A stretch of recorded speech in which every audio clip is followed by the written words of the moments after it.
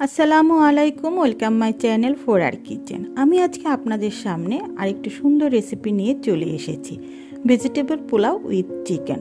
এখন তো শীতকাল, আমরা অনেক সুন্দর সুন্দর সবজি দেখতে পাই এবং সেই সবজি দিয়ে আমরা অনেক ধরনেরই রেসিপি তৈরি করতে পারি। তাই আমি আপনাদের সাথে এই রেসিপিটা আজকে শেয়ার করছি। আমি আমার পছন্দ মতো সবজি দিয়ে এই রেসিপিটা তৈরি করেছি। আপনারা আপনাদের পছন্দ মতন সবজি দিয়ে এই রেসিপিটা তৈরি করবেন। আশা করছি আপনাদের কাছে এই রান্নাটা অনেক ভালো লাগবে। যারা আমার এই চ্যানেলটা সাবস্ক্রাইব করেননি, প্লিজ সাবস্ক্রাইব করবেন, এবং যারা আমার এই চ্যানেলটা সাবস্ক্রাইব করেছেন তাদেরকে অসংখ্য ধন্যবাদ। তবে চলুন শুরু করে দেই। আমি প্রথমে একটি মশলা তৈরি করে নিব। আমি এখানে নিয়েছি লং, নিয়েছি গোলমরিচ, নিয়েছি দারচিনি, নিয়েছি এলাচ, নিয়েছি পোস্ত, নিয়েছি জয়ত্রী এবং নিয়েছি জয়ফল। নিয়ে আমি এই সবগুলি মশলাগুলি ব্লেন্ডারে ব্লেন্ড করে নিব। আমি আমার এই রেসিপিতে যত ধরনের ইনগ্রিডিয়েন্টস ব্যবহার করেছি সবগুলির পরিমাপ আমি আমার ডেসক্রিপশন বক্সে দিয়ে রেখেছি। এই যে আমি মশলাগুলো ব্লেন্ডার করে নিয়েছি। আমি একটা কড়াইয়ে তেল দিয়ে তাতে গোটা গরম মশলা, তেজপাতা এবং পেঁয়াজ দিয়ে একটু ভেজে নিচ্ছি। এখন আমি দিয়ে দিব আদা রসুন বাটাটা। আদা রসুন বাটা দিয়ে একটু ভেজে নিব। তারপর সবজিগুলো দিয়ে অল্প করে এই সবজিগুলো ভেজে নিব। এখন আমি দিয়ে দিব আমার সেই মশলাটা অল্প করে। এখন আমি ভিজিয়ে রাখা পোলাওয়ের চালটা দিয়ে ভালোভাবে অল্প করে ভেজে নিব। দিয়ে দিব স্বাদ মতন লবণ। এখন দিয়ে দিব পানি দিয়ে একটি পাত্রে সেই পোলাওটাকে হওয়ার জন্য আমি একটি চুলায় ডিম করে হতে দিব এই পোলাওটা। এখন আমি অন্য পাত্রে তেল দিয়ে নিব। বাটা পেঁয়াজ দিয়ে অল্প করে ভেজে নিব।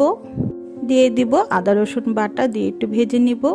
এখন দিয়ে দিব গুঁড়ো মশলাগুলো, হলুদের গুঁড়ো, মরিচের গুঁড়ো, জিরের গুঁড়ো আর ধনের গুঁড়ো দিয়ে ভালোভাবে আমি এই মশলাগুলি ভেজে নেব। মশলাগুলি ভাজা হয়ে গেলে দিয়ে দিব অল্প একটু পানি দিয়ে ভালোভাবে আমি এই মশলাগুলি একটু ভেজে নিব। মশলাটা হয়ে গেলে আমি দিয়ে দিব আমার সেই ভাজা মশলাটা, যেটা আমি আগে করেছিলাম, সেই বাটা মশলাটাই আমি অল্প করে এখানে দিয়ে দিচ্ছি। মশলা হয়ে গেলে এখন আমি এখানে দিয়ে দিব আমার মুরগিগুলি আমি ভালোভাবে ধুয়ে এই মশলাতে দিয়ে দিচ্ছি। দিয়ে অল্প করে ভেজে নিচ্ছি। দিয়ে দিচ্ছি স্বাদ মতন লবণ এবং তার সাথে দিয়ে দিচ্ছি 4-5টা কাঁচামরিচ। মাংসটা 5 মিনিট হওয়ার পর এখন আমি পানি দিয়ে ঢেকে রেখে দিব যেন মাংসটা রান্না হয়ে যায়। এখন আমি মাংসতে দিয়ে দিলাম টমেটো সস। এটা অপশনাল, আমি দিয়েছি, আপনারা না দিলেও চলবে। দিয়ে দিলাম আমি চিনি। দিয়ে আরও 10 মিনিটের মতন এই মাংসটাকে রান্না করব। দিয়ে দিচ্ছি অল্প করে পেঁয়াজ বেরেস্তা। আমার মাংসটা হয়ে এসেছে। আরেক দিকে আমার পোলাওটাও হয়ে এসেছে। দেখুন কত ঝরঝরে আমি একটি পোলাও তৈরি করে ফেলেছি। দিয়ে দিচ্ছি পোলাওর উপরে 4-5টা কাঁচামরিচের ফালি করে। তারপরে দিয়ে দিচ্ছি পেঁয়াজ বেরেস্তাটা ভালোভাবে। এরপর পুরো মাংসটাই এই পোলাওর উপরে আমি ঢেলে দিয়ে দিব। মাংসটা ভালোভাবে ছড়িয়ে দিয়ে 5 মিনিটের জন্য দমে রেখে দিব। এখন আমি অল্প করে ঘি দিয়ে দিলাম যেন একটু শাহি শাহি ভাব আসে এবং খেতেও ভালোভাবে একটু মজা লাগবে। সেই জন্য আমি ঘিটা এখানে ব্যবহার করেছি। আমার রেডি হয়ে গেছে। এখন আমি আপনাদেরকে সার্ভ করে দেখিয়ে দিচ্ছি। এই তো আমি সার্ভ করে নিয়ে আসলাম। দেখুন, দেখতে তো কতই সুন্দর লাগছে, খেতেও মজা লাগবে।